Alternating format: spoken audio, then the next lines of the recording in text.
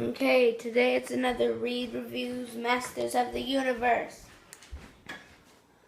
Yep, Masters of the Universe Classics review number 2. Guess who this is? Skeletor.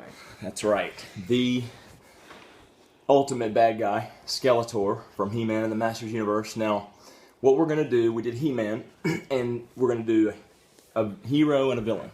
So, obviously, the next logical choice is Skeletor. So, Reid, get a good look at this guy.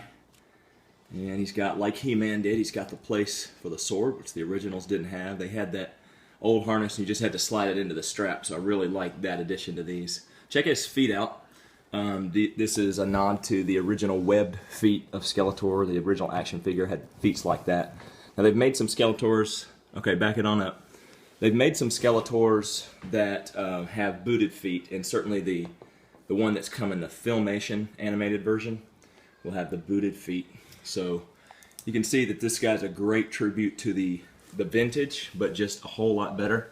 So really love that. You know, he has the 2 hand grips there to hold his Havoc staff. Let me see if I can do that right. It really pops in really good. So you can see that, and you can slide it up and down. Well, I said that it pops in good, but let me get it. I'm just a little butterfingers. There we go. It's really not that hard, so it pops in real good there. One of the biggest pluses of Masters Universe Classics by Matty Collector is just how well the accessories fit with the character's hand. It's not hard, it's not difficult. So you see he gets that 2-hand pose there. So pop the Havoc staff out, draw the sword. Sword pops into both hands, no problem. Okay, he also came with, or one set I have has half a purple sword and half a gray sword like the old figures. And you can snap them together, but they're even more thin, so they're better. Okay, alright, so it's time for comparison. Now, what Reid and I are doing, back it up a little, Reid.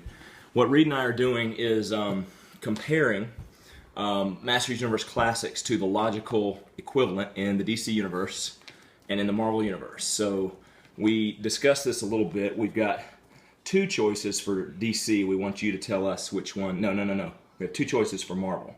3. Yeah, well, we have 2 choices for Marvel bad guys and 1 honorable mention. So, first choice for Marvel, and I think we agreed, didn't we? Yeah. He's a little small. What'd you do? I accidentally covered the camera for a little. Okay. He's a little bit smaller in scale. I need the newer Marvel Legends Red Skull. But basically, here's Red Skull from the Face Off 2-pack with Captain America. There was also a Baron von Strucker made in this exact same style. I'm trying to get him to stand up. Another plus of the Masters Universe Classics, they stand great, whereas Marvel Legends and DC Universe not so much sometimes. So Red Skull's obvious, but as a secondary choice, Nemesis. I thought that was Onslaught. No, this is Nemesis. Onslaught's the big red guy. So get a close-up of him. And the reason that, okay, Reid, when you were little, you asked me, you said, is that Red Skull with armor? I said, no, that's Nemesis from the X-Men, the Age of Apocalypse. So let's see if we can get him to stand. There we go, no problem. So he's a little bit more in scale with Skeletor there. And the logical choice we thought from DC was this Build-A-Figure of Necron, the, I guess, the king of the Black Lanterns, the death-related lanterns.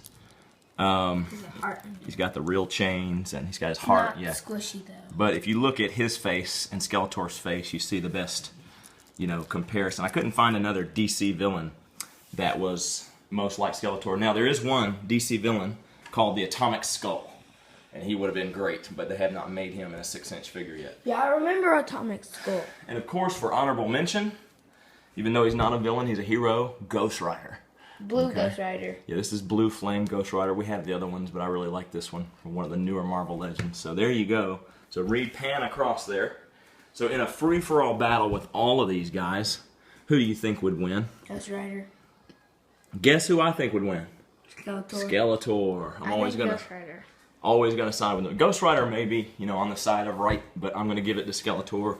I really don't know that much about Necron, other than he gives the Black Lantern their powers. Red Skull, there's no way he could match up with Skeletor. Nemesis would be a good fight. Skeletor comes away with the win. You tell us what you think. Thanks for tuning in today.